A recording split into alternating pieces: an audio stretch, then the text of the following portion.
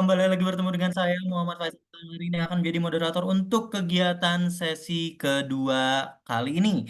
Kalau tadi di sesi pertama kita sudah bertemu dengan Mbak Tika, udah sharing-sharing ya mengenai mengelola resiko usaha. Nah, untuk sesi kedua dan juga nanti sesi ketiga, kita akan bertemu satu orang yang sama tapi ada dua materi yang berbeda nih. Nah, untuk materi di sesi kedua kali ini adalah materi mengenai strategi pertumbuhan dan rasio pinjaman.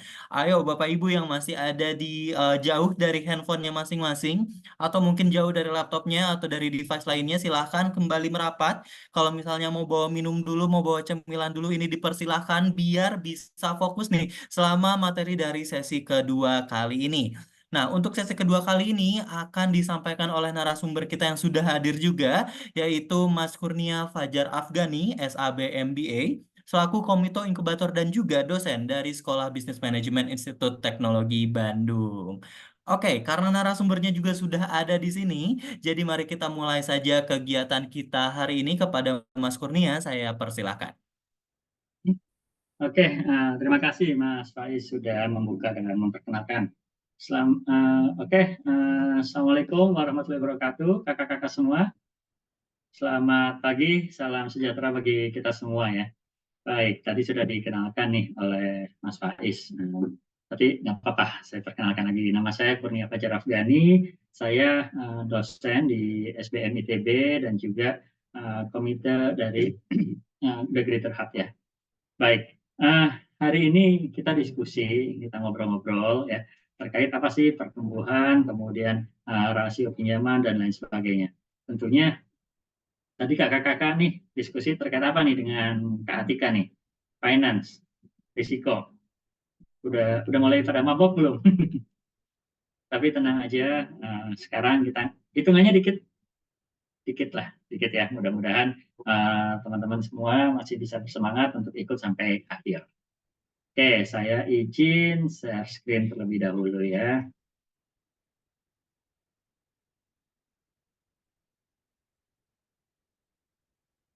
Oke, sudah terlihat semuanya? Sudah, Mas, sudah terlihat jelas. Oke, terlihat jelas. Oke, nah hari ini, bukan hari ini sih, sesi ini kita akan membahas terkait strategi pertumbuhan dan pengelolaan keuangan untuk UMKM. Nah, pengelolaan keuangannya, kita tidak akan membahas terkait akuntansi, finance, dan lain sebagainya. Kita akan membahas terkait rasio pembiayaan. Kenapa? Karena kadang kan ketika kita membuat usaha nih, kita harus berhutang, ya kan? Nah, bagaimana nih hutang yang baik itu tuh rasionya berapa dan lain sebagainya. Oke, saya mulai saja. Ini perkenalan terkait saya, ya. Ada penelitian saya lebih di keuangan syariah, literasi keuangan, manajemen risiko, dan juga perbankan, dan tentunya finance. Oke, ini saya harus on cam nggak? Kelihatan nggak? Takutnya keganggu nih. Aman ya? Oh iya, teman-teman nggak bisa ngomong ya. Tapi saya harapkan aktif di chat ya. Saya harapkan aktif di chat. Oke, nah kalau kita ngomong pertumbuhan bisnis nih, nah apa sih yang menjadi acuan? Nah, ketika kita membahas terkait pertumbuhan bisnis, ya, nah kita akan membahas terkait peningkatan baik itu ukuran maupun kapasitas dari apa? Dari usaha kita yang dinilai dari apa? Ya pendapatannya, jumlah karyawan, pangsa pasar maupun asetnya. Nah, itu semua naik atau enggak? Kalau tiap hari penjualan 300.000 aja terus ya sampai 5 tahun, nah itu nggak tumbuh-tumbuh nih. Berarti there's something wrong with our business, with our strategi. Apa yang harus dilakukan? Nah, tentunya dengan adanya pertumbuhan bisnis, kita akan bisa meningkatkan keuntungan kita, baik dan juga memperluas pangsa pasar. Nah, dua hal ini biasanya berkesinambungan. Kenapa? Begitu pangsa pasar semakin luas, permintaan semakin banyak, tentunya diharapkan keuntungan kita pun bertambah. Dan ketika pangsa pasar kita juga semakin besar, permintaan kita bertambah, nah ini akan memperkuat posisi apa? Posisi kompetitif kita. Kita bisa memberikan diskon dan lain sebagainya. sehingga menarik dari konsumen untuk berbelanja barang atau produk maupun jasa kita. Nah, kalau kita membahas terkait pertumbuhan, nah ini biasanya ini ada dua tipe orang bilang. Pertama organik, nah kalau satunya organik pasti satunya anorganik, ya enggak? Nah, organik itu seperti apa? Nah, ini berdasarkan kegiatan internal kita sendiri, gitu loh. Ya, dari kegiatan internal kita sendiri. Contohnya apa? Mengembangkan produk, ya kan? Meningkatkan penjualan, promosi, dan lain sebagainya. Pokoknya usaha kita sendiri gitu loh. Ya, bagaimana bisnis kita bisa bertumbuh, penjualan kita bisa meningkat gitu.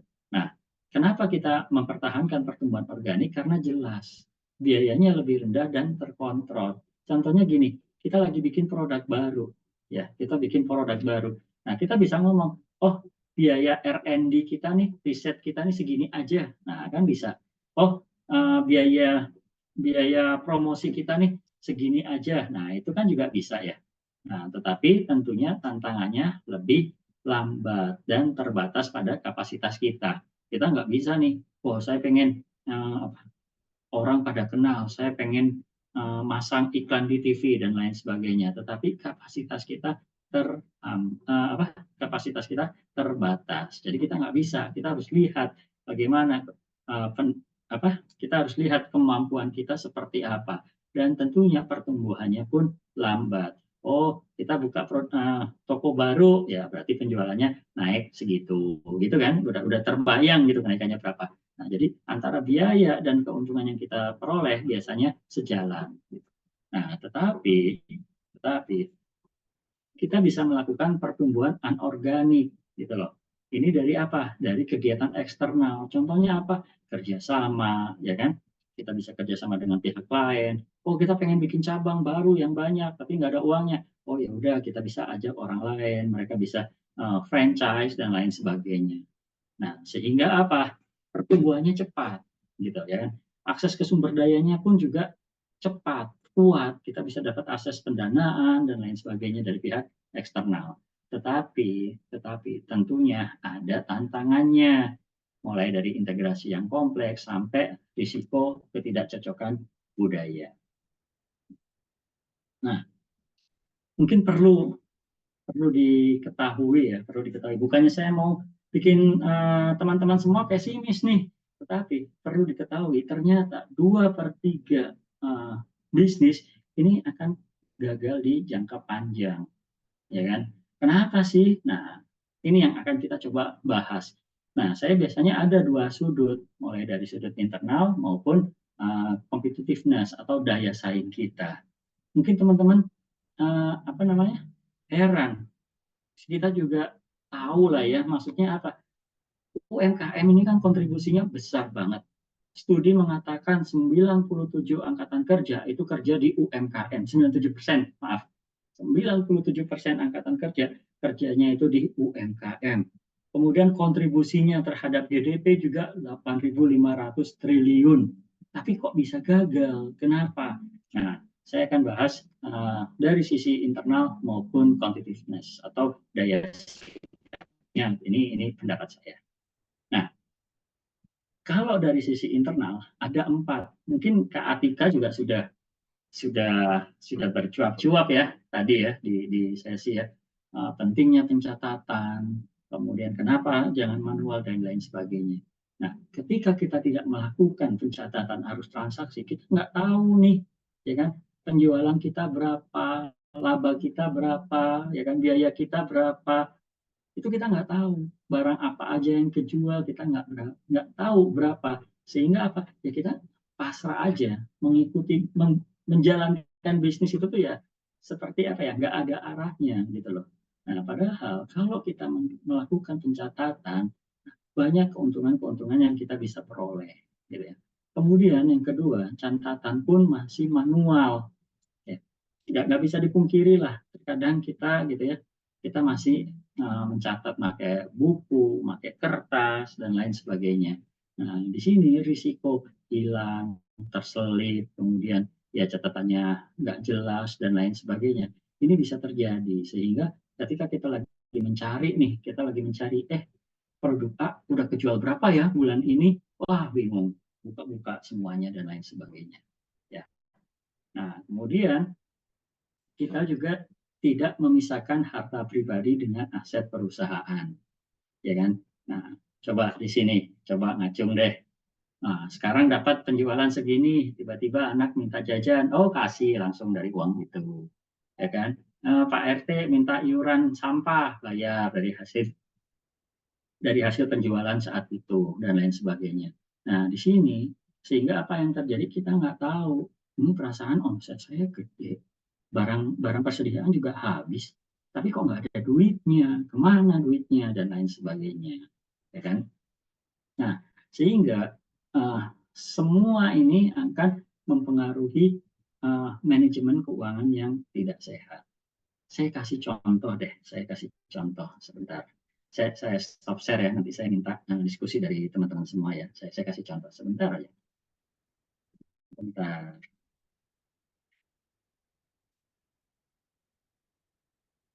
Saya buka aplikasi ini dulu. Nah, kalau kita melakukan pencatatan,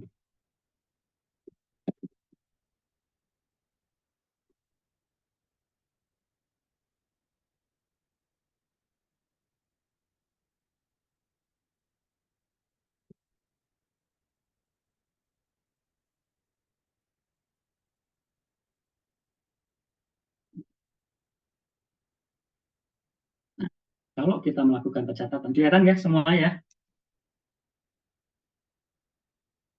Kelihatan kan?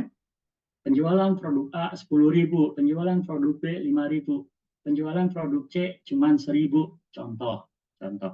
Nah, kalau kita melakukan pencatatan, kita tahu data ini. Nah, ketika kita tahu data ini nih, kira-kira apa yang teman-teman bakal lakukan? Ayo, coba tulis di chat. Apapun boleh deh. Teman-teman nggak bisa bersuara ya. Coba, apapun boleh. Ingat, uh, saya selalu bilang pencatatan, kemudian finance. Nah, ini tuh making decision. Kita buat keputusan, kita buat strategi berdasarkan apa? Pencatatan ini. Nah, kalau teman-teman nggak bikin pencatatan, nggak akan tahu harus ngapain. Nah, tapi karena bikin pencatatan, ada nih hasil seperti ini. Kira-kira teman-teman mau ngapain? Mau bikin strategi apa? Bisa nggak? Ayo, bisa nulis nggak? Pendek aja, nggak usah panjang-panjang, bebas, nggak ada yang salah, nggak ada yang benar kok. Kenapa? Ya kan usaha-usaha teman-teman ya, bebas kan mau ngapain aja, ya kan? Oke, kata Kak Nanik nih kita tahu arus kasnya. Iya Kak, kita tahu nih, produk A kejual 10.000, produk B kejual 5.000, produk C kejual 1.000. Nah, dari data ini nih, Kak Nanik mau bikin strategi apa? Mau gimana maksudnya? Mau, oh stop penjualan produk C, fokus produk A dan B, apa gitu loh. Ya kan? Nah, apa nih yang mau dilakukan? Ayo, mungkin teman-teman yang lain. Nah, kita tahu kan, produk A mana yang disukai, mana yang enggak, kata Kak Fatimah. Kata Kak Rosita nih, oh yang C ditarget pakai bundling dengan A. Oke, bagus ya kan? Apalagi bikin strategi penjualannya kayak gimana Mas Alifa? Oke, Mbak. Ini siapa nih? Mbak atau Mas nih? Ismail Faiz. Bikin bundling produk C. Jadi saling mendukung antar produk dengan bundling, ya kan? Nah, intinya apa sih yang saya coba tekankan di sini? Yuk bikin pencatatan. Kebayang nggak kita bisa bikin strategi kayak gitu, gitu loh. Oh produk A kejualnya dikit, ya udah saya persediaannya dikit aja misalkan. Oh udah deh saya fokus jualan produk A sama produk B. Oh saya eh, promosi saya nih untuk bulan depan fokus dulu ke produk C, ya kan? Artinya apa? Yuk banyak strategi yang kita bisa lakukan. Hanya dari ini doang. Kebayang dong kalau teman-teman bikin pencatatan ya, bikin pencatatan dan itu semuanya sampai biaya dan lain sebagainya. Teman-teman bakal bisa lihat, oh biaya biaya ini, biaya misalkan biaya listrik bulan ini 5.000, tapi bulan lalu cuma 1.000. Nah, apa yang salah di bulan ini? Nah, ya kan? Kita bisa lihat kan?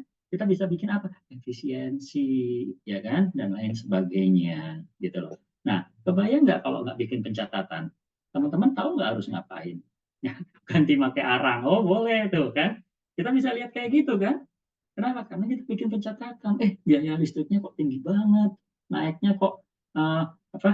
Nggak masuk akmal di luar nurul gitu kan. Nah, kita bisa dengan syaratnya apa? Ya bikin pencatatan. Nah, ini loh yang menurut saya membuat usaha UMKM susah untuk berkembang di sisi internalnya, ya kan? Nah, tapi kan tadi saya bilang nih, ada dua sisi. Pertama di sisi internal dan yang kedua di sisi daya saing, competitiveness gitu loh. Nah, nah, kalau kita ngomong daya saing, saya menangkap ada tiga, mulai dari kurangnya digitalisasi, persaingan dengan perusahaan besar, dan kesulitan teman-teman dalam menangkap tren, ya kan? Nah, kita lihat dulu nih dari kurangnya digitalisasi. Kalau teman-teman siapa sih di sini yang nggak punya aplikasi Tokopedia? Semuanya punya kan? Gojek, semuanya punya. Kita belanja, oh GoFood, oh Tokped, oh Shopee, oh TikTok, dan lain sebagainya. Belanja lewat situ. Tetapi bagian usaha kita, boro-boro, ya kan? Pasrah aja. Nah, ternyata studi mengatakan ya, dari Google, 65% UMKM di Singapura sudah melek digital atau online store. Vietnam 35%, tapi Indonesia cuma 8%. Loh, terus kalau bikin bisnis gimana? Penjualan gimana? Nah, kebanyakan kita tradisional. Kenapa? Railing on traditional method of selling. Bikin buka toko, kemudian berharap ada yang datang, ada yang nyasar, terus kelaparan, beli, enak. Ngasih tahu ke orang-orang.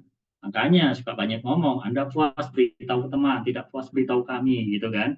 Nah, ternyata 84% UMKM di Indonesia itu tadi melakukan hal tersebut gitu loh, masih tradisional. Nah, kalau kita ngomong gimana sih digitalisasi, bikin website, bikin aplikasi kayak Gojek gitu kan, atau kayak gimana? Susah, ya kan? Berat, kita udah pesimis duluan. Padahal nggak perlu deh, yang paling mudah aja, yang paling mudah aja. Yuk, kita punya Tokopedia, daftarinlah di sana. Kita punya TikTok, daftarinlah di sana. Adik saya aja punya Shopee loh, ya. Nah, nanti begitu dia live, dia sebarin nih ke saudara-saudaranya. Pokoknya kalau kalau gua live, lu harus nonton terus nge-like. Jadi kita kerjaannya gini aja terus, ya kan? Nah, tapi jangan salah, jangan salah.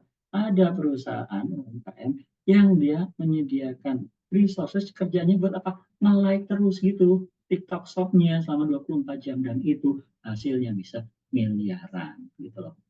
Kenapa? Karena produknya bakal jadi top of mind. Dia bakal keluar terus, orang tertarik dan lain sebagainya. Nah, kita kita nggak usah bahas-bahas yang lain deh. Wah, saya harus bikin toko gitu ya. Saya nggak harus bikin aplikasi gitu kayak Gojek, kayak Tokopedia susah, ya kan? Udahlah kita pakai aja dulu yang ada. Ya, memang ini kalau kata saya sih cara yang paling gampang, tapi at least kita sudah mulai untuk apa? Digitalisasi, gitu ya. Oke, nanti kalau dari teman-teman ada tanggapan atau pertanyaan, monggo ya, silakan ya. Nah, kemudian ketika kita ngomong going digital, nah tadi kita bahas ketiga aja, proses bisnis kita tiga ini aja deh, marketing, operasional, and product. Tadi kan saya bilang ya, marketing, medsos, kemudian iklan, dan lain sebagainya, nge-like, dan lain sebagainya. Ya memang butuh apa komitmen kita, gitu loh. Ya kan? Ya, tapi orang lain nggak kayak gitu, ya kalau kita pengen beda, ya harus berani melakukan hal yang berbeda dong, ya kan? Ya, adik saya gitu nih, kita dipaksa. Kemudian share di WA grup keluarga besar lagi. Lihat dong, like dong, gitu kan. Agar apa? Ya tadi setidaknya biar rame lah dan lain sebagainya. Kemudian yang kedua di operasionalnya. Yuk ngacung deh. Di sini siapa sih yang pencatatannya masih manual? baik itu inventory, pembukuan, dan lain sebagainya, ya kan? Saya yakin masih banyak. Saya yakin masih banyak. Nah, saya biasanya kalau sharing nih terkait ini, saya apa ya? menyarankan menggunakan aplikasi akuntansi UKM. Itu ada di Play Store. Ya, kenapa? Karena ya pertama gratis, ya nggak? Kita kan UMKM ya, jangan dikit-dikit bayar, gitu kan? Pertama gratis dan user friendly lah. Kebayang kita beli bahan baku, tinggal klik beli, tulis bahan baku berapa 10.000. Nanti mereka yang memproses tiba-tiba keluar dalam bentuk laporan keuangan yang income statement, balance sheet, cash flow, dan lain sebagainya. Nah, artinya apa? Yuk, operasional pun kita harus mulai digitalisasi. Agar apa?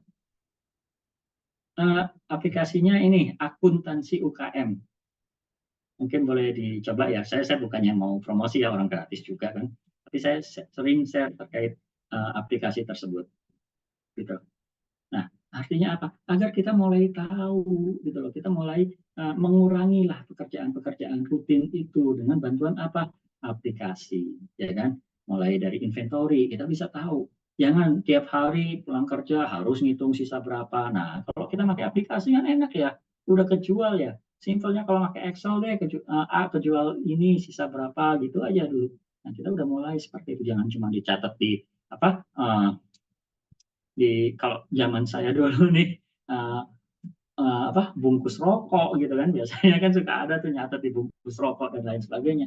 Enggak, ini bisa membantu kita dalam apa? Inventory management, aplikasi pembukuan, pembayaran pajak dan lain sebagainya. Ini bisa mengurangi pekerjaan kita lebih dari 50%, bahkan di berbagai kasus bisa mengurangi pekerjaan kita di 90%.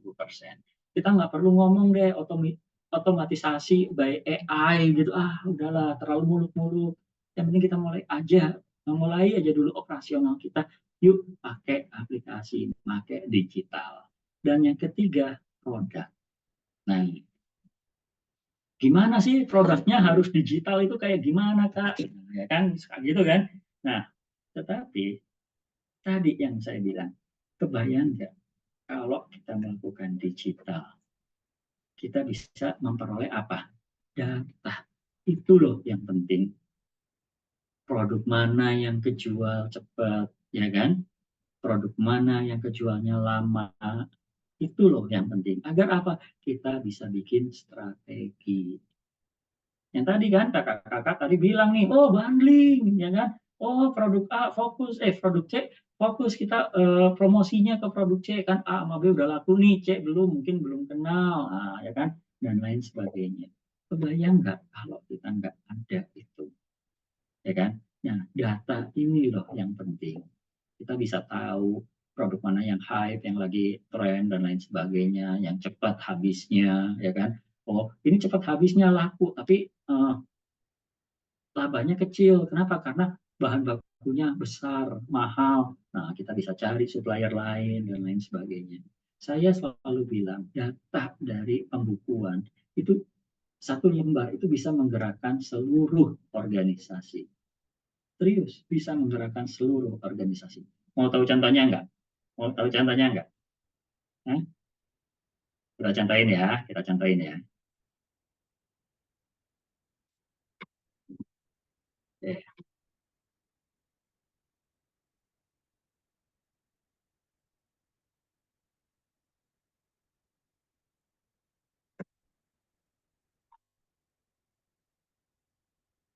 aja penjualan nih,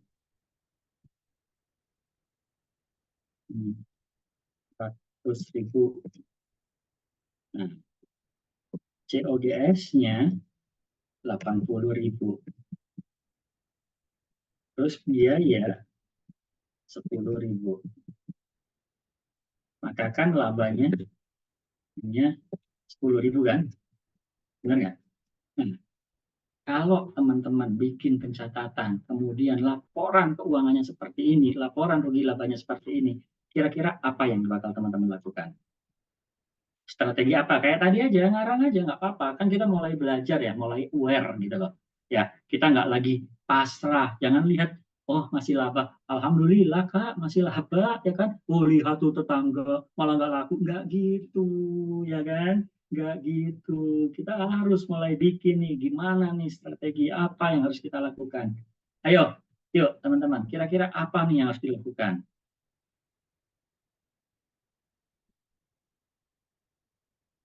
Ada ide nggak?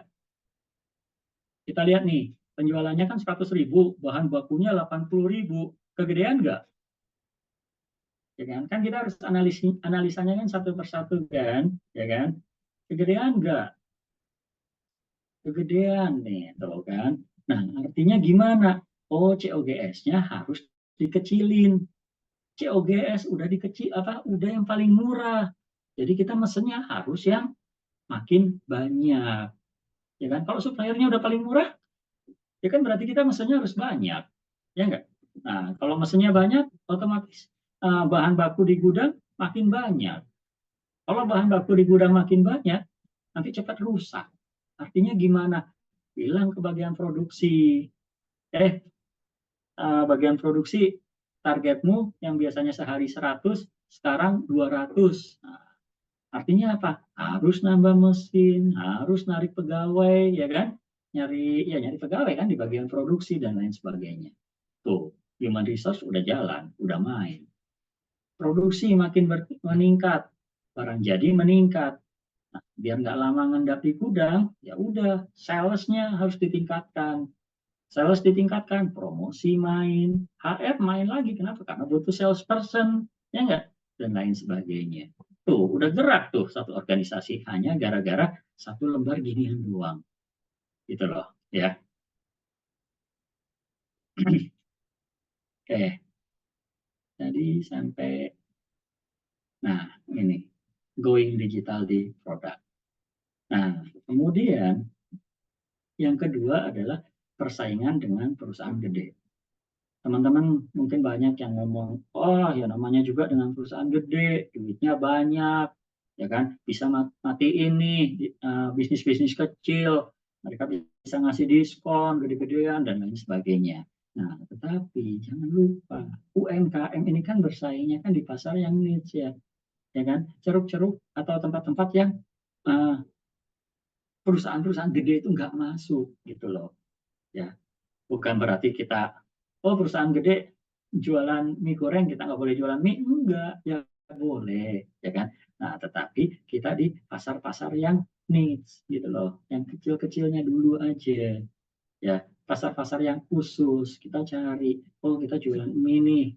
Nah, kira-kira uh, kita bisa jualan di mana? Oh, yang dekat kampus misalkan. Nah, kenapa maksud saya perusahaan gede nggak bisa bersaing? Ya kan mereka nggak bisa kayak langsung dikit-dikit buka toko di mana-mana. Nah, tapi kan kalau yang kecil-kecil kan kita bisa ya, kita bisa mulai dari gerobak, kita bisa delivery dan lain sebagainya, ya kan?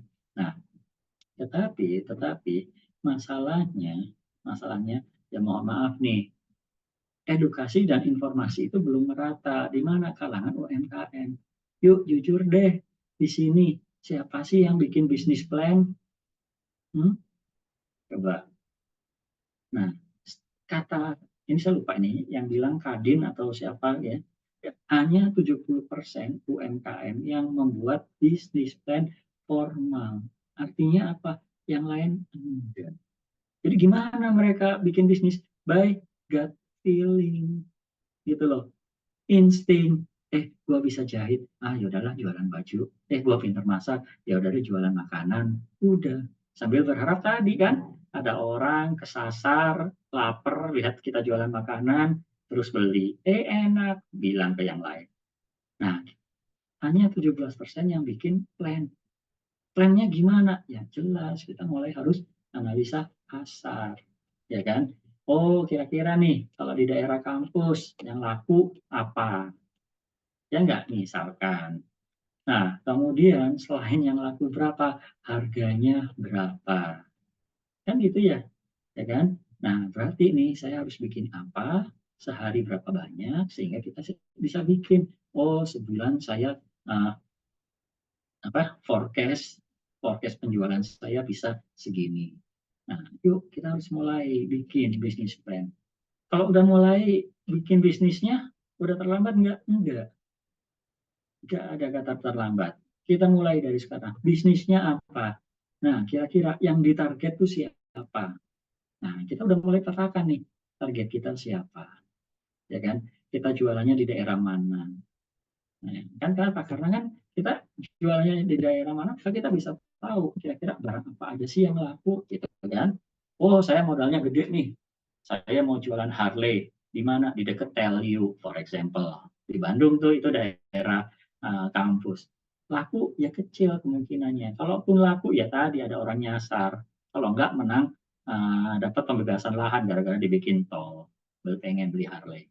Tapi kan pasarnya nggak di situ, ya kan? Nah, yuk kita harus sudah mulai bikin bisnis plan. Nah, kemudian poin yang ketiga, menangkap tren. Kita jualan ini udah itu aja terus, emang nggak masalah. Itu kan core produk kita, kekuatan kita. Tapi maksud saya menangkap tren itu bukan seperti itu gitu loh. Bukan juga kayak misalkan apa nih bisnis yang hype ya booming bentar terus hilang kayak es kepal Milo gitu-gitu kan. Ya kan? Itu kan cuma bentar aja kan. Boleh menangkap tren? Boleh. Kita tambahkan ke produk kita. Ya kan? Nah, tetapi maksudnya menangkap tren ini nih, mengikuti perilaku customer. Ya, sekarang yang lagi hype apa? Yang lagi hype sekarang apa kira-kira? Apa aja deh, bebas. Hmm?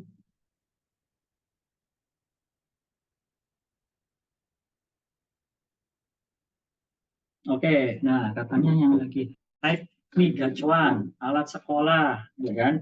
Nah, mana yang kira-kira itu tuh terus-terusan ada? Kan gitu ya, ya kan?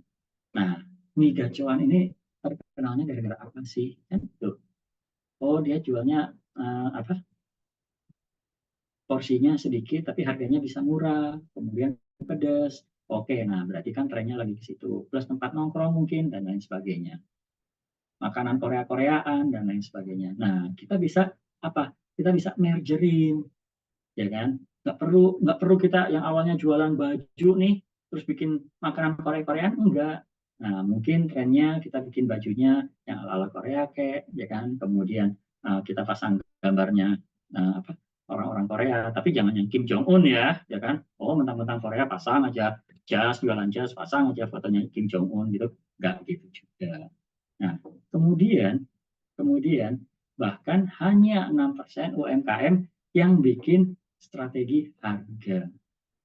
Ya, kita misalkan bikin jualan mie enak bla bla bla segala rupa karena pakai apa produk-produk berkualitas. Tapi harganya misalkan 50.000, mie gacuan jualnya 15.000. Nah, kira-kira apa yang harus dilakukan? Gitu kan? Nah, kita tahu kita nggak bisa nih tren kita harganya 10 ribuan itu. Tapi kita nggak bisa menurunkan kualitas. Nah, artinya kembali lagi, kita harus mengikuti perubahan perilaku. Oh, senangnya seperti apa? Oh, senangnya tempat makan mie sambil ada tempat nongkrongnya. Jadi gacuan itu nggak hanya murahnya, tapi tempat nongkrongnya. Kita bikin seperti itu, ya kan? Oh, kemudian di gacuan juga viral. Kita bikin juga viral. Mulai yang tadi kan, mulai digitalisasi. Ya. Oke, sampai sini ada yang mau ditanyakan nggak teman-teman? Langsung aja ya, soalnya kan uh, sebenarnya kalau materi itu nggak terlalu banyak terkait ini, ya kan? Nah, tapi lebih saya harap sih lebih aplikatif, teman-teman bisa membuka apa naluri lah, bisa menambah naluri buat teman-teman gitu, yang mulai awalnya nggak pernah bikin pencatatan, nggak pernah digital, mulai bikin digital dan lain sebagainya. Nah, kemudian yang terakhir kita bahas terkait rasio pinjaman. Nah, untuk apa sih? Untuk menilai hubungan antara utang dan modal atau kemampuan dari sebuah perusahaan untuk membayar bunga hutang dari laba operasional. Loh, kenapa cuma bunganya doang yang dibayar? Pokoknya enggak. Karena hutangnya dibayar dari laba operasional. pokoknya dibayar dari balance sheet kita, ya kan? Dari modal kita, gitu loh. Jadi beda posnya. Nah, di sini dengan kita mengetahui rasio pinjaman, maka kita bisa tahu berapa sehat keuangan kita. Oh, modal kita 40, hutangnya 100, sehat enggak? Ya sehat, asal bisa membayar, ya kan? Tetapi begitu kemampuannya sudah berkurang, nah itu enggak sehat. Nah, kemudian ini juga untuk membantu apa? Para investor atau yang peminjam dana, baik itu bank, koperasi, investor, dan lain sebagainya. Modalnya 40, hutangnya udah 100. Kira-kira ada yang mau minjemin lagi nggak? Hmm? Ada yang masih mau minjemin nggak kalau hutangnya udah 100 tapi modalnya cuma 40? Nggak ada kan? Jangankan bank, kakak-kakak aja, ada yang kayak minjem ke kakak dengan kondisi kayak gitu juga nggak mau minjemin kan? Lu mau bayar dari mana? Ya kan? Kan gitu. Ya. Nah, bagaimana caranya? Simple. Kita hanya menggunakan debt to equity ratio, ya, untuk apa? Mengukur antara hutang dan ekuitas. Nah, rumusnya gimana nih? Udah, total hutang kita berapa, total ekuitas kita berapa, beres. Atau interest coverage ratio, laba kita dibagi beban bunga. Labanya 100, bayar bunganya 10. Nah, udah tinggal dibagi. Oh, berarti masih aman, masih bisa minjem lagi. Nah, kan seperti itu ya. Jadi biasanya yang dipakai nih dua-duanya. Oke,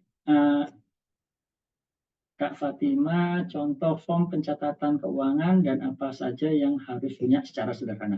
Oke, habis ini ya saya beresin dulu materi ini ya, nanti baru saya balas yang itu. Nah, saya punya contoh kayak gini. Saya punya contoh kayak gini. Modal sendiri 100, berarti nggak punya hutang. Labanya 20, laba bersih 20.000. Dengan suku bunga 10%, ya, aset kan per jumlah dari modal plus hutang kan. Nah, punya aset sama 100 nih. Tapi dari modal sendiri 50, hutang 50. Laba sama 20, tapi kan dipotong bunga 5. Jadi laba bersihnya 15.000. Nah, pertanyaan saya, kalau teman-teman mau yang mana? Pakai hutang atau nggak pakai hutang?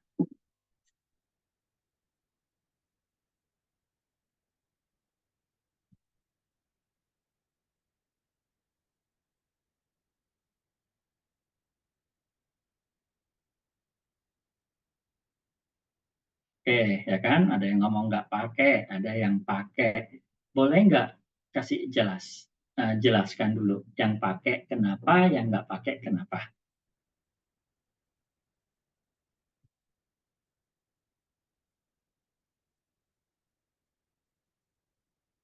Tidak hutang karena selama ini tidak hutang. Oke, nggak apa-apa Kak Rosita, nggak masalah. Kembali lagi ya, ini adalah pertanyaan yang nggak ada benar, nggak ada salah.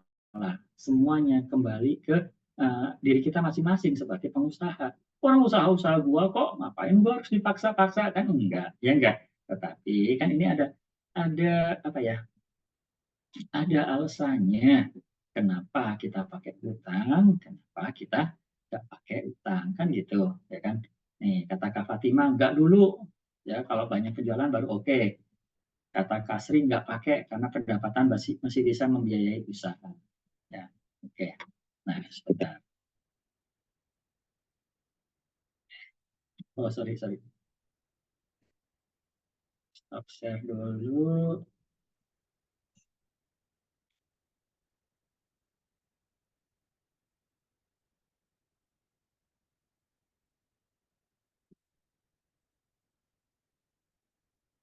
Nah, saya pengen memperlihatkan ini loh.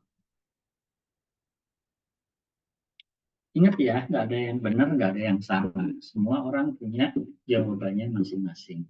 Ketika kita pakai tanpa hutang, ROE kita, ROE itu return on equity. Jadi modal 100 dapatnya 20.000.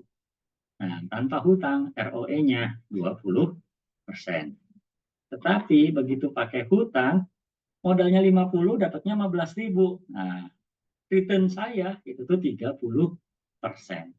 Ada yang ngomong, oh tuh lihat nih, kalau saya pakai hutang, saya cuma butuh 50, berarti kan uang saya sisa 50, bener nggak? Nah, kalau saya bikin usaha lagi yang sama, yang 50, ya saya punya dua perusahaan dengan modal 50, sisanya hutang. Sehingga saya pendapatan saya 15 kali 2, 30.000, ya kan? Nah, tapi ya tadi ya kembali lagi ada yang nggak mau berhutang, merasa bisa dan lain sebagainya, itu pun nggak salah, ya kan? Nih kata Kak Sri juga harus diatur biar nggak boncos. Nah, kita bisa tahu kayak gini gimana? Ya kalau kita bikin bisnis plan-nya, gitu loh, ya kan? Nah, jadi kira-kira gimana nih? Mau hutang atau enggak? Monggo. Itu semuanya kembali lagi kebijakan dari uh, kakak-kakak sekalian gitu loh. Cuman ini loh yang disebut sebagai, kalau pernah dengar istilah leverage, itu tuh sama seperti ini. Ya, dengan aset yang sama, ya kan? Dengan semuanya sama, hanya dengan menggunakan utang, ROE kita jadi 30%, yang awalnya 20%. Sisa 50-nya buat apa? Bisa bikin usaha yang sama, ya kan? Ya enggak, yang penting jangan dipakai buat kawin lagi aja, ya. Oke, ini mengenai data saya selalu open ya for discussion buat kakak-kakak semua. Kalau misalkan mau berdiskusi, monggo feel free kontak saya, follow IG saya, WA saya nggak masalah. WA saya selalu terbuka 24 jam sehari. Tapi syaratnya satu, jangan pay, udah itu aja. Sapa aja, pagi kak, siang kak, sore kak, malam kak, gitu. Mau jam 10 malam juga nggak masalah. Paling saya balasnya kalau saya udah bangun. Ya, gitu aja. Nggak akan dimarahin. Wih, ini WA malam-malam dasar nggak tahu adat bla bla, enggak, santai aja. Oke, oke, sip. Nah, sekarang kita masuk ke Q&A ya, Kak Faiz ya. Masih mute Kak? Betul Mas, kita masuk ke sesi Q&A. Di sini udah ada beberapa pertanyaan nih yang udah masuk nih Mas. Sebentar. Sip. Nah, kita masuk ke pertanyaan pertama dulu, tapi sebelum ke pertanyaan pertama, aku juga izin ingetin buat Bapak Ibu semua, jika ada pertanyaan ini bisa langsung em, masuk aja ke sesi Q&A, nanti langsung di section Q&A, nanti bisa langsung ditulis pertanyaannya, nanti akan aku bantu tanyakan untuk pertanyaannya Bapak Ibu semua. Oke. Nih Mas, kita masuk ke pertanyaan pertama dulu nih Mas, dari Ibu Fatimah Yarsi. Mau dong contoh forms pencatatan keuangan dana apa aja yang harus punya secara sederhana nih Mas. Oke, siap, siap. Secara sederhana ya, yuk saya izin share lagi. Nah, yang pertama kita harus punya neraca, ya kan? Atau biasa disebut balance sheet. Nah, pertama kita harus bikin itu. Yuk, punyanya apa aja? Boleh Bu di apa di kolom chat. Kira-kira neraca di sini kan ada aktiva, ya. Di sini ada pasiva, ya. Aktiva itu biasa disebut sebagai aset. Nah, yuk asetnya apa aja sih? Harta perusahaan ibu apa aja sih? Ya, ibu, kakak-kakak nih apa aja sih? Nah, ada aturannya dalam mencatat, membuat ini. Aturannya apa? Yang gampang jadi uang kas disimpan di paling atas. Ya, yang paling gampang jadi uang kas itu disimpan di paling atas. Yuk, yang paling gampang jadi uang kas apa? Hmm? Uang kas, benar kan? Ya uang kas yang paling gampang jadi uang kas. Nah, kira-kira berapa? Punya berapa? 100 deh. Oke. Kemudian apalagi yang paling gampang jadi uang kas? Bahan baku, ya kan? Persediaan. Punya berapa? Aja 200. Terus punya apa lagi nih, Kak? Aset perusahaannya. Oh, saya punya gedung nih. Nah, saya juga punya laptop, saya punya HP. Mana dulu yang ditulis? HP, laptop, gedung. Atau saya punya piutang nih, artinya apa? Ada yang minjem ke saya waktu beli barang, dia masih ngutang. Nah, mana dulu nih? Nah, berdasarkan teori piutang itu yang nomor tiga, sorry, yang nomor dua, yang nomor dua, sorry. Harusnya piutang dulu, kemudian tersedia. Ya, kenapa? Karena piutang teorinya gampang ditagih, meskipun pada prakteknya yang ditagih lebih galak ya. Tapi kan kita ngomongin teori ya. Oke, anggap aja piutangnya 200, persediaannya 100. Persediaan tuh bahan baku nih. Jadi kalau kita pengen jual tuh gampang. Kenapa? Ya, kasarnya gini. Jual rumah sama jual semen gampang mana? Gitu kan? Ya, lebih gampang jual semen, apa lebih murah, kemudian lebih gampang kejual, orang banyak yang butuh semen, tapi yang butuh rumah belum tentu. Kali aja udah punya rumah butuh semen buat bikin pagar, kan? Nah, kemudian apa lagi? Peralatan, apa? Laptop, mobil, ya. Kemudian gedung, misalnya. Nah, ya udah, tulis aja semua. Simpel kan?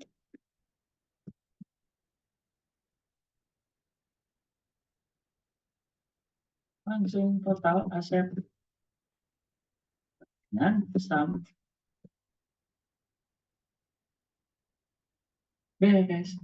Harta dari perusahaan kakak-kakak sejumlah ini. Nah, pertanyaannya, ini didapat dari mana? Utang jangka pendek kah? Utang jangka panjang kah? Modal. Gitu kan? Saya punya asetnya tuh ini. Nah, dapat dari mana? Oh, tadi katanya nggak mau ngutang nih. Ya udah. Jadi dari modal semua 125, 450.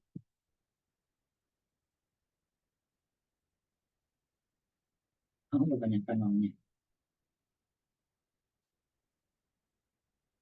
Ya. Nah, maka total pasifah dengan udah tuh. Saya bikin ini pakai Excel biasa aja.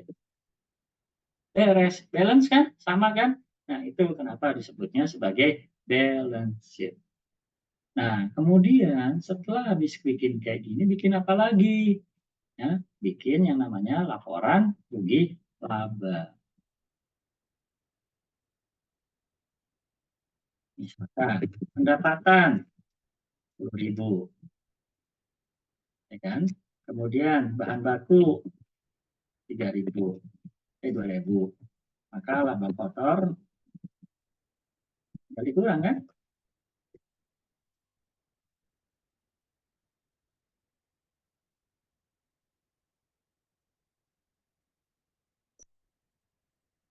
Nah, kemudian apalagi nih? Biaya listrik, biaya tenaga gaji, wah, biaya listrik 40, gaji 100, sewa 50. Maka total biaya,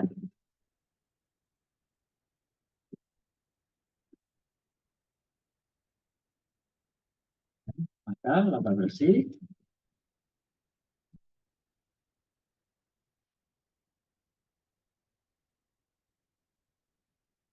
beres.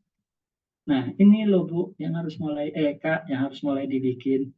Nah, ini kan dibikin tanggal 1. Ini dibikin anggap aja tanggal 1. Ini dibikin tanggal 30, ya kan? Nah, kemudian tanggal 1 bulan keduanya gimana?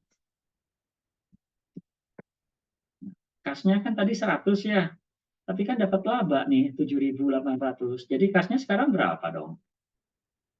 Hmm? Simpel, ya tinggal ditambahin 7.930. Nah, otomatis kan asetnya bertambah, ya kan? Nah, tapi kok di sini nggak balance? Nah, laba ini ngurangin apa? Nambah utang atau nambah modal? nambah modal dong, ya kan? Karena kan laba kita. Jadi di sini jadi 133, 280. Balance. Ini uh, harta kita, aset kita di tanggal 1 bulan depannya. Nah, nanti bikin ginian lagi untuk tanggal 30-nya. Ribet-ribet ya. Tapi tadi go digital, pakai aplikasi, bisa kok. Ya, bisa. Oke, cukup menjawab. Tadi ini pertanyaan Kak Fatimah. Ada lagi yang mau ditanyakan terkait ini? Oke, bagaimana pertanyaannya? Cukup ya dari Mbak Fatimah. Kalau misalnya nanti ada pertanyaan lanjutan atau masih ada yang belum ngerti, oh udah cukup katanya. Fatimah dari Mbak Fatimah ya sudah cukup gitu. Oke, terima kasih atas pertanyaannya dari Mbak Fatimah. Semoga menjawab bisa memberikan insight nih khususnya untuk pencatatan gitu yang paling sederhana itu kurang lebih seperti apa. Oke, Mas, kita ke pertanyaan selanjutnya nih, Mas. Dari Mbak Rosita, izin bertanya. Saya jual sambal dan camilan. Misalnya, saya pengen jualan offline ayam dan sambal gitu, masih tetap di DNA yang sama kan ya, Pak? Karena untuk masyarakat di sini jualan saya dinilai mahal. Karena memang 4 tahun ini saya di kalangan menengah ke atas dan jual online. Saya tinggal di dusun, Pak. Oke, itu pertanyaannya. Oke, Kak Rosita. Nah, saya boleh nanya dulu nggak? Ketika mau bikin produk ini, riset pasar nggak? Kenapa? Karena uh, di sana misalkan biasa jual beli makanan 10.000, kok Kak Rosita berani jual 40.000? Contohnya gitu kan? Ya enggak?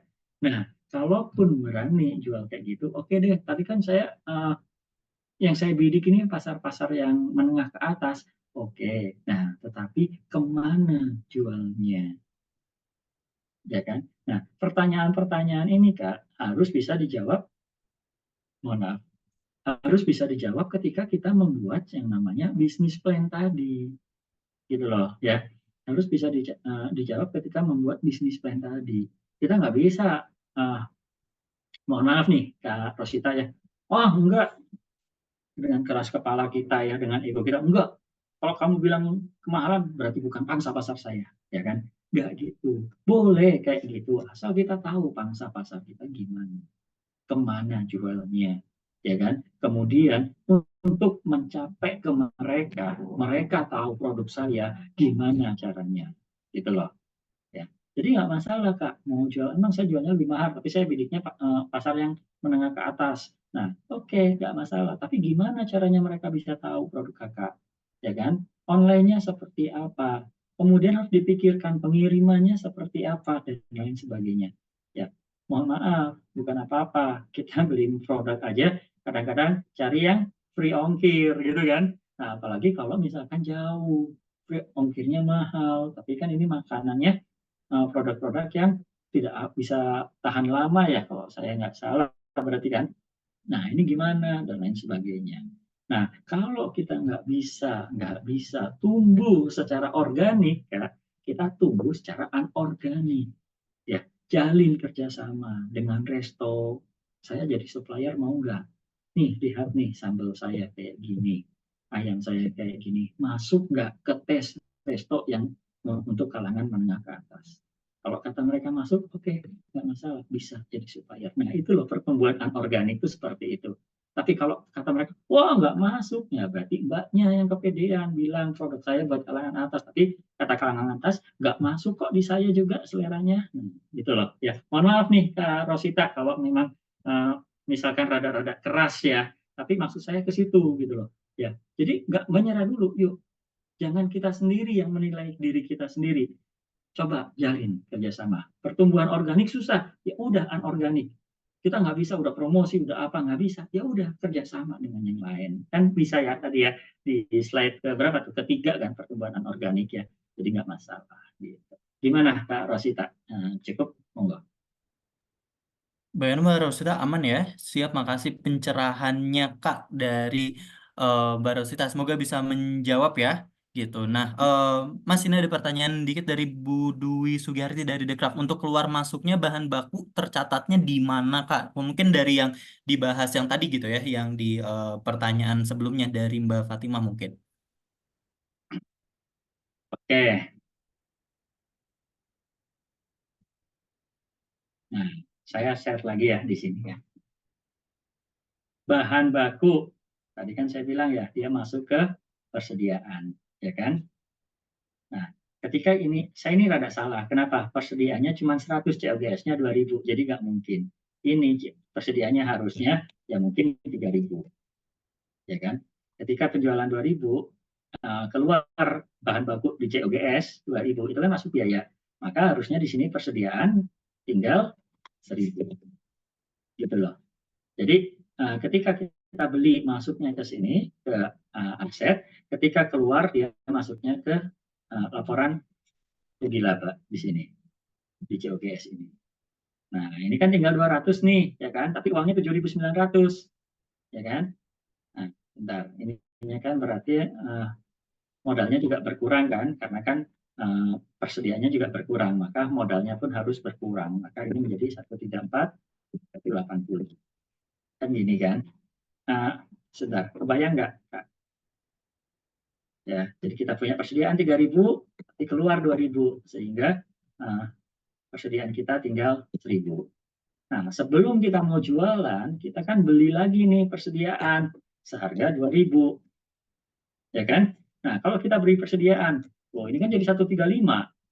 Memang modal kita otomatis nambah? Enggak kan? Nah, kira-kira mana yang berkurang kalau kita nambah persediaan 1.000? Kasnya, ya enggak? Nah, awalnya 7.000 menjadi 6.930. Kan kita belinya pakai kas. Tuh, masih balance. Ya. Nah, tapi ribet iya. Makanya tadi saya bilang, yuk pakai digital. Dengan aplikasi tadi, dia udah otomatis. Kita bilang beli untuk apa? Persediaan. Beli untuk apa? Untuk aset tetap. Itu akan ngurangin sendiri gitu loh. Tanpa kita harus, wah bingung-bingung nyata-nyata seperti ini. Cukup menjawab, Kak? Gimana Mbak Dwi Sugarti cukup menjawab ya? Kalau misalnya nanti ada pertanyaan atau masih bingung, ini bisa langsung ditanyakan kembali gitu ya, biar kita bisa menggali sampai lumayan mengerti nih untuk nanti bisa diaplikasikan ke bisnisnya dari Mbak Dwi Sugiharti. Oke, kita ke pertanyaan selanjutnya dulu Mas. Mungkin nanti sambil dimengerti dulu dari Mbak Dwi Sugiharti ataupun yang lainnya. Ini Oke. pertanyaannya dari Alpo Business Partner, Mas. Apa prioritas bisnis plan? Apa produk yang mau dijual? Mungkin mengenai bisnis plan dan juga konten dalam bisnis plan itu sendiri mungkin ya. Itu, Mas, pertanyaannya. Oke. Saya share sambil cari-cari aja ya. Oke. Ketika kita mau bikin bisnis plan, tentunya apa sih isinya? Jelas. Produk, ya kan? Sebentar ya, sebentar. Mohon maaf nih, saya ada call. Bentar. Oke, sambil menunggu, aku izin mengingatkan buat Bapak Ibu, silahkan kalau misalnya nanti ada pertanyaan, ini bisa langsung ditulis di bagian Q&A, nanti akan aku bantu tanyakan untuk pertanyaan Bapak Ibu, dan nanti kalau misalnya ternyata dari pertanyaannya ada pertanyaan lanjutan, ini juga dipersilahkan, kalau mau di kolom chat ataupun di kolom Q&A juga dipersilahkan untuk disampaikan nih, biar bisa tergali dengan maksimal. Oke, silakan Oke, Mas. maaf. Saya kebetulan lagi di hotel, baru ditelepon mau check out jam berapa. Oke, nah pertama jelas produk apa sih yang mau kita jual, benar kan? Ya enggak? Nah, ketika kita ngomong produk, tentunya bagaimana bikinnya, ya artinya apa? Internal analisis.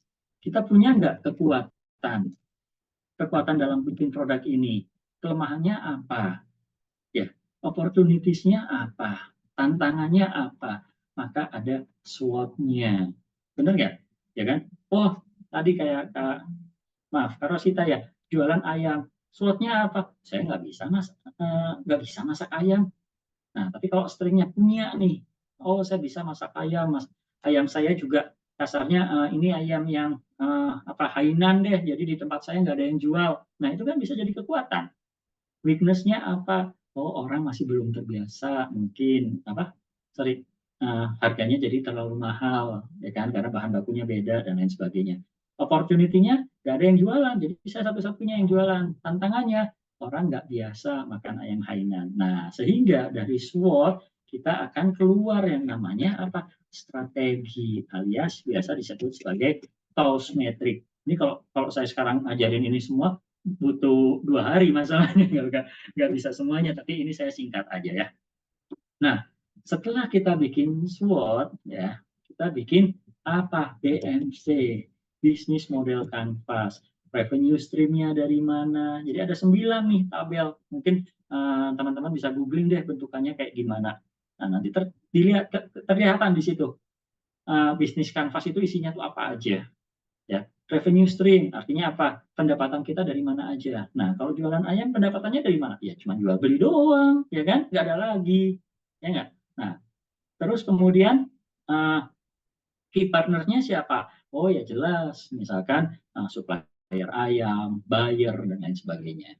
Nah, setelah bikin BMC, ya kita bikin kalau kata anak-anak SBM itu Tamsamsom, pasar kita.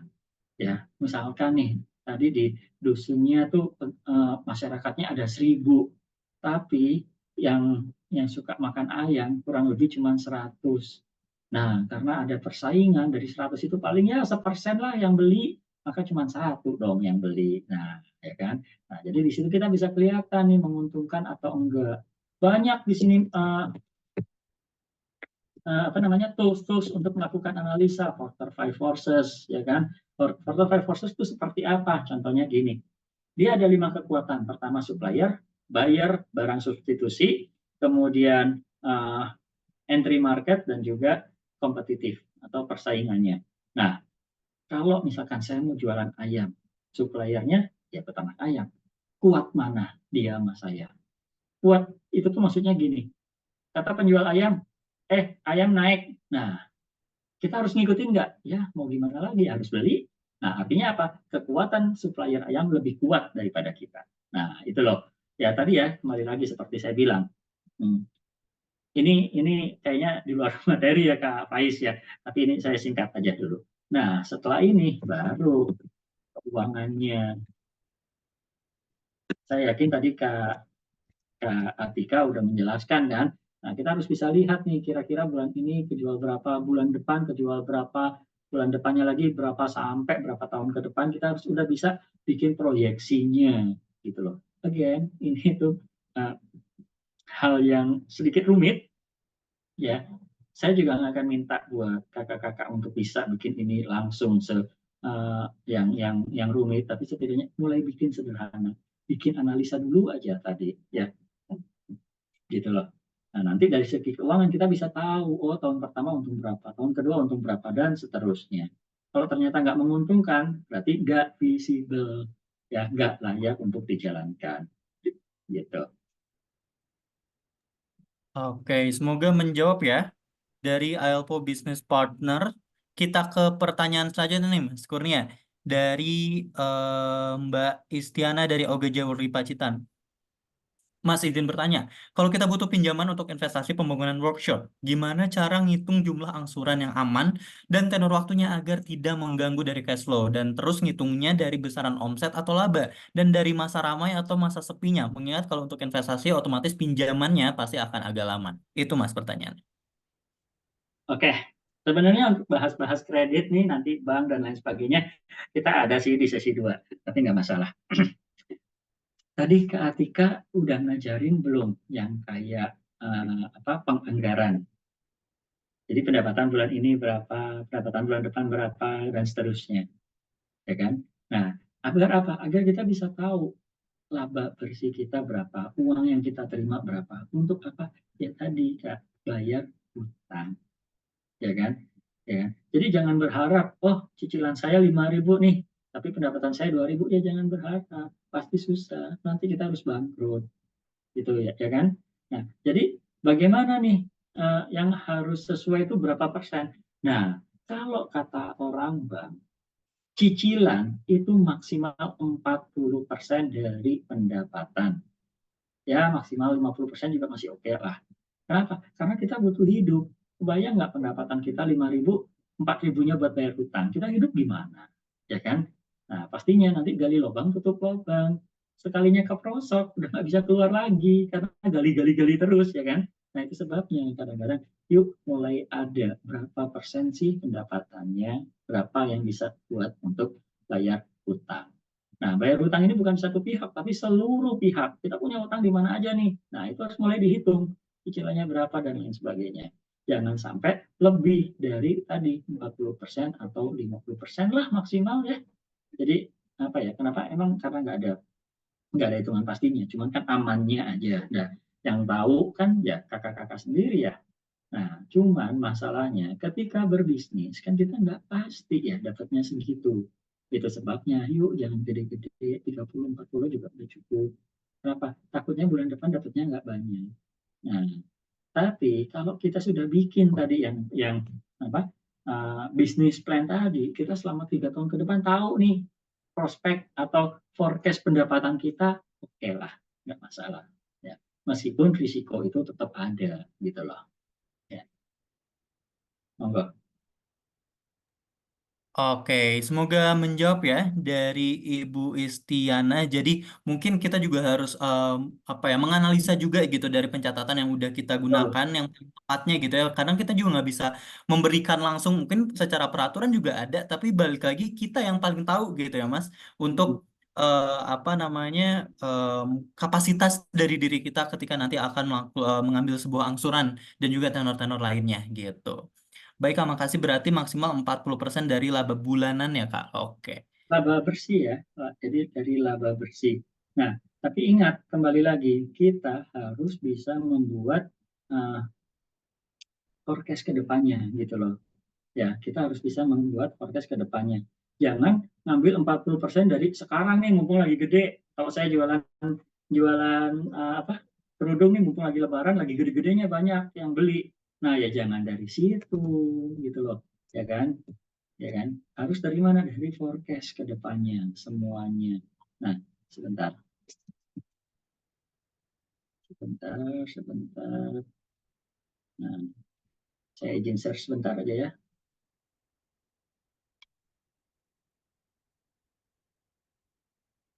Nah, ini loh kita tuh sampai bikin berapa tahun nih?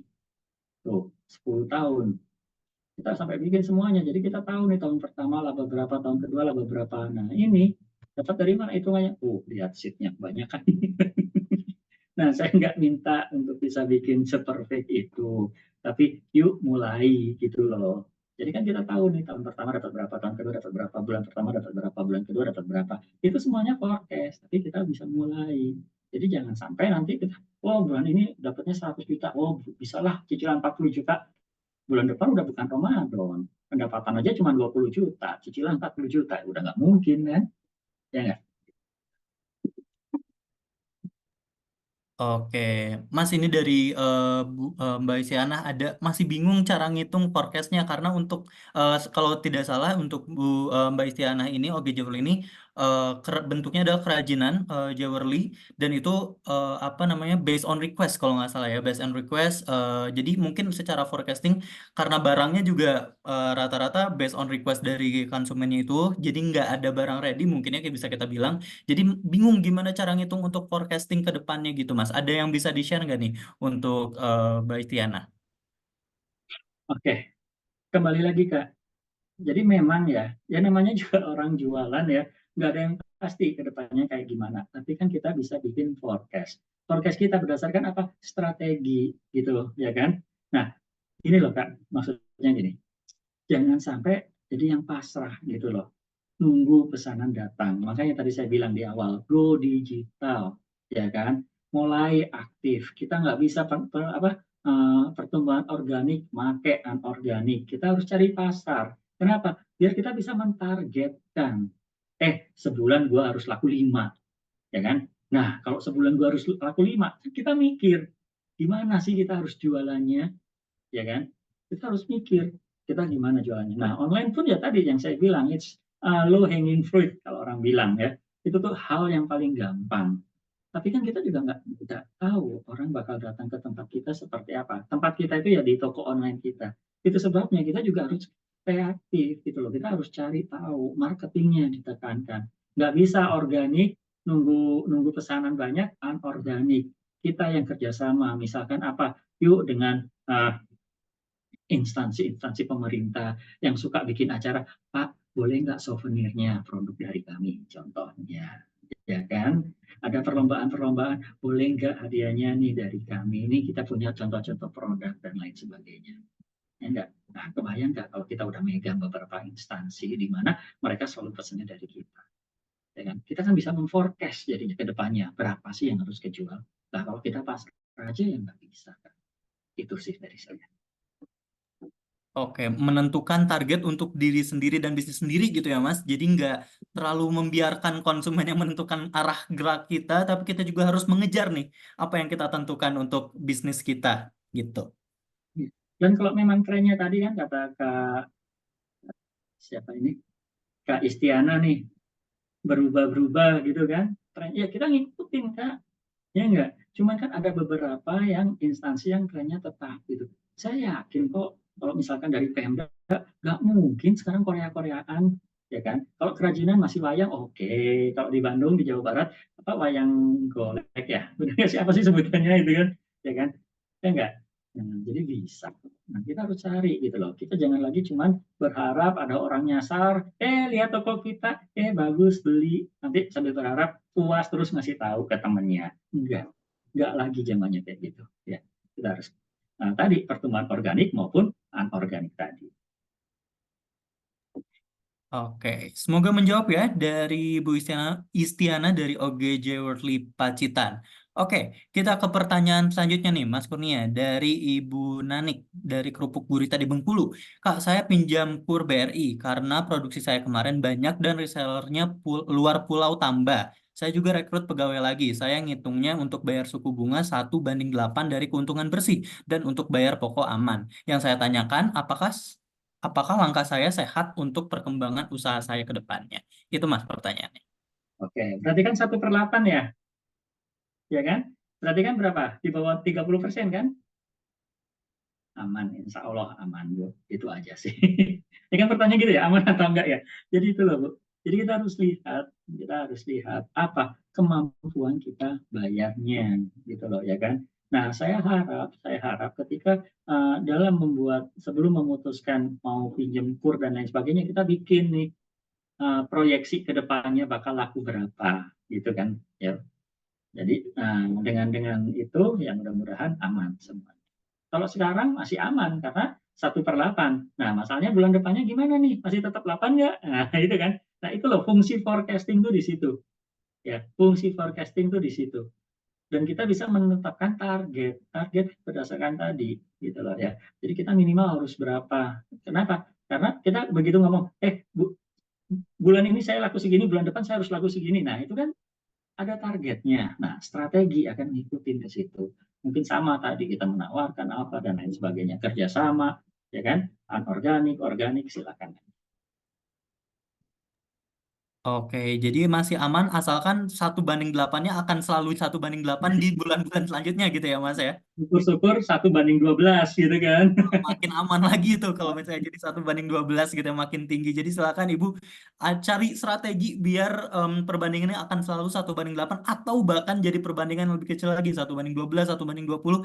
Insya Allah akan jauh lebih aman lagi gitu ya. Oke, semoga bisa menjawab dari em, Bu Nanik Setriani dari Kerupuk Gurita Bengkulu. Oke, kita ke pertanyaan selanjutnya nih Mas, dari Mbak Sri Anissa Indah Lestari. Kapan kita berpikir untuk mengambil pinjaman bank nih Mas? Apa poin yang harus diperhatikan juga saat ingin mengajukannya? Itu Mas pertanyaannya. Oke, bagus, bagus. Nah, tadi ketika kita merasa pertumbuhan kita organik ini sudah tidak sanggup lagi. Tadi kan ketika organik kan kita punya keterbatasan, benar nggak? Nah, itu sebabnya kita harus anorganik. Kita harus bisa menyerap resource dari luar. Resource ini dalam bentuk uang, ya kan?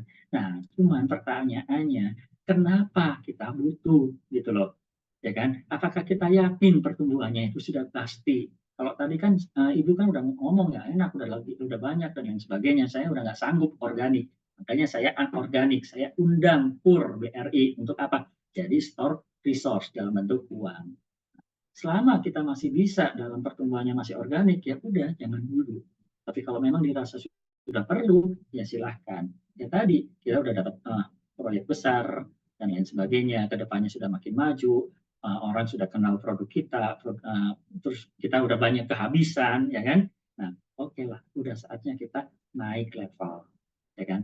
Wah, produk saya udah kehabisan terus nih, tapi saya pengen produksi tapi nggak punya modal, organiknya udah nggak kuat. Nah, anorganik kita undang kur atau apa dan lain sebagainya untuk bawa uang dari luar, gitu loh. Yang penting apa? Tadi forecastingnya tepat. Jangan cuma, baru sekali kehabisan langsung pede minjem uang ke bank. Besoknya bulan puasa jeblok lagi penjualan dan lain sebagainya. Jangan, ya. Jadi kita harus analisa kita harus tepat di situ. Oke, semoga menjawab ya dari Mbak Sri Anissa Indah Lestari. Analisanya harus tepat untuk kita menentukan nih kapan yang paling tepat untuk mengambil dari pinjaman bank itu sendiri. Oke, kita ke pertanyaan selanjutnya ini dari Mbak Fatimah lagi nih. Mohon maaf Kak, tadi kurang jelas aplikasi gratis yang mana nih yang bisa kita pakai untuk pencatatan sederhana itu Mas. Oke, saya udah ketik di chat akuntansi UKM. Mudah-mudahan masih ada sih. Itu paling simpel. Kenapa? Ingat, ketika kita bikin, kita nanti tuh di situ tuh benar-benar what you see is what you get. Nah, ingat pertama kita harus bikin dalam bentuk neraca dulu. Maka kita misalkan uang keluar. Nah, uang keluar nih buat apa? Beli laptop. Laptop masuknya kemana? Aset, gitu kan? Nah, nanti kita bisa kayak gitu. Di situ udah jelas lah. Mungkin harus kayaknya harus ada sesi lagi deh. Tapi itu bisa learning by doing. Itu bisa learning by doing. Nggak apa-apa. Oke, semoga bisa menjawab ya Mbak Fatimah dan juga yang lainnya ya, yang lainnya mungkin kalau misalnya ada yang kepo juga gitu ya, tadi apa pencatatannya itu ada tadi sudah ditulis akuntansi UKM jadi bisa digunakan, bisa digali juga penggunaannya gitu ya. Mungkin sedikit belajar lagi, mungkin kalau misalnya ada yang kurang mengerti gitu, tapi tidak apa-apa karena pasti outputnya akan sangat baik ya untuk pencatatan untuk UMKM sendiri gitu. Jadi silahkan bisa diulik-ulik dan juga tentunya tidak menutupi ada aplikasi-aplikasi lain yang mungkin bisa digunakan juga ya Mas ya, selain dari akuntansi UKM, jadi bisa dicari dari Bapak Ibu semua gitu. Oke, sekarang kita ke pertanyaan selanjutnya. Ini ada dari Mbak Ulfa, dari Mbak Nyo Factory. Untuk pengajuan ke bank, analisa keuangan usaha minimal berapa lama Pak? Itu pertanyaannya. Oke, sip-sip. Sebenarnya nanti dibahas sih di sesi selanjutnya. Cuman nggak apa-apa deh. Takutnya kakaknya nanti berhalangan. Jadi gini, simple deh. Kalau kayak kita ke bank aja diminta slip gaji berapa bulan? 3 bulan. Udah, beres. Tapi terkadang beberapa bank beda-beda, ya enggak? Ada bank yang bilang, oh usahanya harus berdiri minimal 2 tahun. Nah, berarti kan harus mulai ada, ya kan? Ya minimal setahun belakang harus mulai ada. Kembali lagi, Kak, ini apa namanya? Bagaimana dari uh, kebijakan dari banknya masing-masing gitu loh. Nah, saya nggak tahu nih kur BRI ini harus berapa lama gitu ya. Nah, syarat-syaratnya juga apa aja juga mohon maaf saya juga kurang tahu bukan pegawai BRI Kak. Ya, tapi itu bisa ditanyakan ke banknya masing-masing. Mungkin tadi ada kan Bu siapa yang dari Bengkulu kan udah dikur mungkin bisa bantu menjawab untuk terkait hal itu. Karena tadi ya bedanya setiap bank mempunyai kebijakan beda-beda. Tapi biar amannya sih setengah tahun setahun belakang harus ada dan harus ya mudah-mudahan bisa rapi gitu.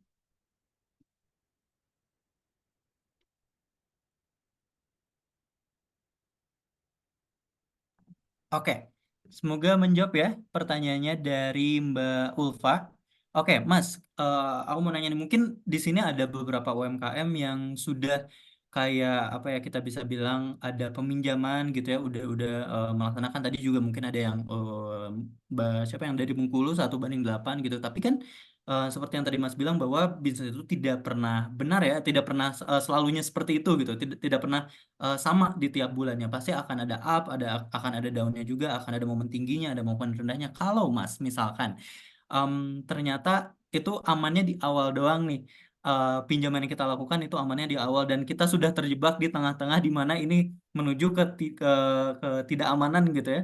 Udah terlihat bahwa ini tuh akan tidak aman di akhirnya gitu dan justru kalau misalnya kita berpikirnya tidak jernih itu kadang suka jadi overthinking, Mas. Jadi overthinking kayak wah ini ke depannya gimana pusing gitu kan. Jadinya mikir sendiri jadinya malah tidak efektif untuk eh, penanggulangannya gitu ya, penanggulangannya untuk tidak endingnya tidak sesuai dengan apa yang harusnya terjadi dalam artian buruk gitu. Nah Mas, dari Mas Kurnia sendiri buat UMKM UKM yang ada di momen-momen itu, di momen-momen pertengahan di mana kelihatannya nih dari pinjaman kita nih akan ada kegagalan di akhir untuk kita mengembalikan pinjamannya, udah terbayang nih, udah mulai kelihatan, ada yang bisa Mas share gak nih untuk mengantisipasi endingnya menjadi seperti itu atau at least memupuk tenaganya lagi biar tidak mikir ke arah sana gitu, Mas. Sip, sip. Ini saya nggak ngajarin yang jelek ya, saya ngajarin yang jelek. Tetapi anggap aja ada musibah deh, kebakaran lah tempat usaha kita dan lain sebagainya, ya kan? Nah, kita nggak perlu khawatir. Kenapa? Karena setiap kredit ada asuransinya, gitu loh, ya kan? Oh, tempat usahanya kebakaran, ya udah ditanggung asuransi, kita nggak usah bayar lagi, bisa dianggap lunas. Oh, uh, debitur atau yang minjemnya, mohon maaf nih, jelek-jeleknya meninggal, itu juga biasanya langsung ditanggung asuransi, ikutannya pelunas. Nah, ada juga asuransi kreditnya. Jadi kalau misalkan nih ada sesuatu yang jelek di mana kita nggak bisa bayar, asuransi juga yang nanggung. Cuman itu panjang prosesnya, jangan sampai seperti itu kan. Itu sebabnya kembali lagi tadi eh, perencanaan itu sangat-sangat penting. Nah, tetapi kalau itu juga masih terjadi, kita bisa melakukan apa? Restrukturisasi. Yang awalnya cicilannya 4 juta bisa jadi 2 juta, ya kan? Kenapa? Kamu udah nggak bisa, usaha saya lagi turun banget, bla bla bla. Tuh, ini loh buktinya, lihat dan lain sebagainya. Selama kita bisa memberikan alasan yang benar-benar tepat, bisa menggugah hati para analisnya, itu bisa diajukan agar apa pengurangan pembayarannya, tapi ya jangka waktunya diperpanjang. Gitu sih. Ya, tapi ya mudah-mudahan jangan sampai lah hal itu terjadi. Oke, semoga bisa memberikan gambaran nih buat Bapak Ibu yang mungkin lagi ada di fase seperti itu, mungkin atau ada ketakutan akan fase-fase seperti itu. Jadi ada gambarannya, oh berarti nanti jalan keluarnya tuh sebenarnya bisa ke arah yang seperti ini ya gitu. Jadi balik lagi kata Mas Kurnia, jangan takut dulu gitu ya, jangan jangan jadi takut gitu ya. Ini hanya gambaran buruk saja gitu. Tapi amit-amit jangan sampai terjadi juga. Buat tidak terjadinya yang paling simpel adalah ya Bapak Ibu melakukan proyeksi ke depannya yang tentunya akan membantu dalam keputusan-keputusan nanti ketika Bapak Ibu ingin berkembang dan salah satunya adalah dengan melakukan pinjaman untuk ekspansi dari bisnisnya Bapak Ibu. Oke, Bapak Ibu, ini adalah akhir dari sesi kedua hari ini, tapi nanti kita masih ada sesi ketiga dan kita juga akan bertemu dengan Mas Kurnia Fajar Afgani lagi. Tadi mungkin ada beberapa pertanyaan yang akan terjawab di sesi kedua lebih detail. Jadi nanti silakan Bapak Ibu perhatikan di sesi kedua. Siapa tahu akan ada pertanyaan-pertanyaan baru atau pertanyaan-pertanyaan lanjutan karena di sesi ketiga nanti, sorry, di sesi ketiga nanti akan ada sesi mengenai persyaratan pembiayaan dan juga valuasi perusahaan yang akan disampaikan oleh Mas Kurnia Fajar Afgani kembali. Oleh karena itu kita akan bertemu kembali nanti di jam 1 siang. Kita akan ada sesi istirahat terlebih dahulu. Silakan Bapak Ibu bisa melanjutkan aktivitas makan siang mungkin atau ada aktivitas lainnya dan kembali lagi bertemu di Zoom ini di jam 1 siang nanti bersama Mas Kurnia. Sekali lagi saya izin menutup sesi kedua hari ini. Sebelum menutup, aku izin mengingatkan di kolom chat sudah ada absensi keempat untuk sesi kedua, jadi jangan lupa untuk diisi. Dan nanti di sesi ketiga akan ada absensi kembali di awal sesi. Oleh karena itu, kita tutup terlebih dahulu sesi kedua kali ini. Terima kasih Mas Kurnia untuk pemaparan materi dari sesi kedua dan juga terima kasih seluruh partisipan yang sudah hadir dalam sesi kedua hari ini. Dan kita bertemu kembali di sesi ketiga nanti. Saya izin menutup. Wassalamualaikum warahmatullahi wabarakatuh. Waalaikumsalam warahmatullahi wabarakatuh. Terima kasih Kak Faiz. Sampai ketemu di sesi ketiga ya kakak-kakak semua. Saya izin live dulu ya. Nanti linknya tetap kan? Masih Mas, masih di tempat yang sama.